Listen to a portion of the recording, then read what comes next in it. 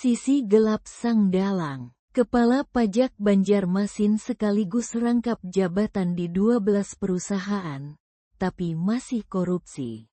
Nama Mulyono, yang disebut sebagai Kepala Kantor Pelayanan Pajak, KPP Madya Banjarmasin, Kalimantan Selatan, menjadi perhatian publik setelah beredar informasi mengenai dugaan rangkap jabatan di sejumlah perusahaan. Isu ini memantik pertanyaan serius. Bolehkah seorang pejabat pajak aktif memiliki keterlibatan di banyak entitas bisnis? Dalam sistem pemerintahan modern, pejabat pajak memegang peran sangat strategis. Mereka memiliki akses terhadap data keuangan, laporan pajak, dan informasi sensitif dunia usaha. Karena itu, standar integritas dan independensi yang melekat pada jabatan tersebut semestinya lebih tinggi dibandingkan profesi lain. Ketika muncul informasi bahwa seorang pejabat aktif diduga memiliki posisi di belasan perusahaan, publik wajar bertanya, apakah ini sesuai aturan? Apakah ada potensi konflik kepentingan? Dan apakah pengawasan internal telah berjalan optimal? Secara prinsip, konflik kepentingan tidak selalu berarti pelanggaran hukum. Namun dalam sektor perpajakan, bahkan potensi konflik saja sudah cukup untuk menggerus kepercayaan. Dunia usaha membutuhkan kepastian bahwa kebijakan dan penegakan pajak dilakukan tanpa intervensi relasi bisnis pribadi. Isu rangkap jabatan juga membuka diskusi lebih luas tentang transparansi pejabat publik.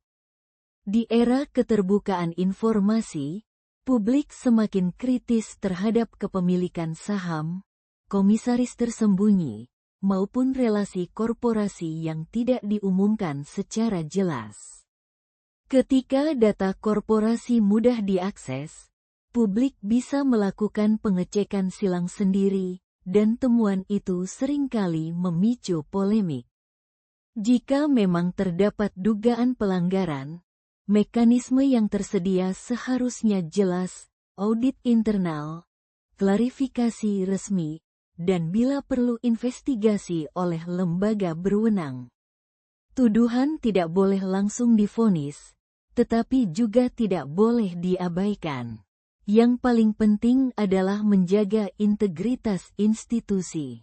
KPP Madya bukan sekadar kantor administratif, ia adalah wajah negara dalam urusan pajak. Ketika muncul isu yang menyentuh pimpinan kantor tersebut, yang dipertaruhkan bukan hanya reputasi individu, melainkan kredibilitas sistem perpajakan secara keseluruhan. Kasus ini, benar atau tidak, menjadi pengingat bahwa pejabat publik harus berada di atas standar etika biasa. Transparansi total bukan lagi pilihan, melainkan keharusan. Karena di bidang pajak, kepercayaan adalah mata uang utama, dan sekali retak, ia sulit dipulihkan. Nama Mulyono, yang menjabat sebagai Kepala KPP Madya Banjarmasin, Kalimantan Selatan, mencuat ke ruang publik setelah ditetapkan sebagai tersangka dalam kasus dugaan korupsi terkait pengajuan restitusi pajak. Status ini tentu bukan perkara kecil. Restitusi pajak adalah mekanisme resmi negara untuk mengembalikan kelebihan pembayaran pajak kepada wajib pajak. Namun di titik inilah celah rawan penyimpangan sering muncul. Restitusi bukan sekadar proses administratif. Ia melibatkan verifikasi dokumen, pemeriksaan, penilaian klaim, hingga persetujuan pejabat berwenang. Jika proses ini dimanipulasi, misalnya melalui rekayasa data, pengondisian hasil pemeriksaan, atau kesepakatan tidak sah, negara bisa dirugikan dalam jumlah besar. Ketika seorang pejabat tinggi di lingkungan perpajakan berstatus tersangka dalam dugaan perkara semacam ini, pertanyaannya meluas, apakah ini persoalan individual atau indikasi masalah sistemik? Publik juga menyoroti informasi bahwa yang bersangkutan diduga memiliki keterlibatan atau jabatan di sejumlah perusahaan. Jika benar, ini memunculkan potensi konflik kepentingan yang serius. Pejabat pajak memiliki akses terhadap data sensitif dan kewenangan strategis. Dalam konteks restitusi, posisi tersebut sangat menentukan, karena keputusan bisa berdampak pada arus uang miliaran rupiah. Perlu ditegaskan, status tersangka bukanlah vonis bersalah.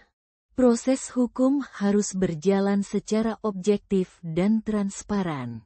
Namun di sisi lain, penetapan tersangka oleh aparat penegak hukum tentu didasarkan pada alat bukti permulaan yang cukup. Artinya, perkara ini bukan sekadar isu liar tanpa dasar. Kasus dugaan korupsi restitusi pajak selalu menjadi perhatian karena dampaknya langsung terhadap penerimaan negara. Setiap rupiah yang salah cair bukan hanya angka di laporan keuangan, tetapi potensi pembangunan yang hilang, sekolah yang tertunda, jalan yang tak diperbaiki, layanan publik yang tersendat. Yang juga menjadi sorotan adalah mekanisme pengawasan internal. Direktorat Jenderal Pajak memiliki sistem pengendalian, audit, dan kepatuhan internal. Jika dugaan ini terjadi pada level pimpinan KPP Madya, publik wajar mempertanyakan, apakah sistem deteksi dini bekerja optimal? Apakah mekanisme pelaporan dan pengawasan cukup kuat? Kasus ini harus menjadi momentum pembenahan, bukan sekadar penindakan personal. Reformasi perpajakan yang selama ini digaungkan tidak boleh berhenti pada digitalisasi sistem, tetapi juga harus menyentuh integritas sumber daya manusia. Karena pada akhirnya, pajak adalah tulang punggung negara. Dan ketika penjaganya justru tersandung dugaan penyimpangan, yang dipertaruhkan bukan hanya satu jabatan, melainkan kepercayaan publik terhadap sistem perpajakan itu sendiri.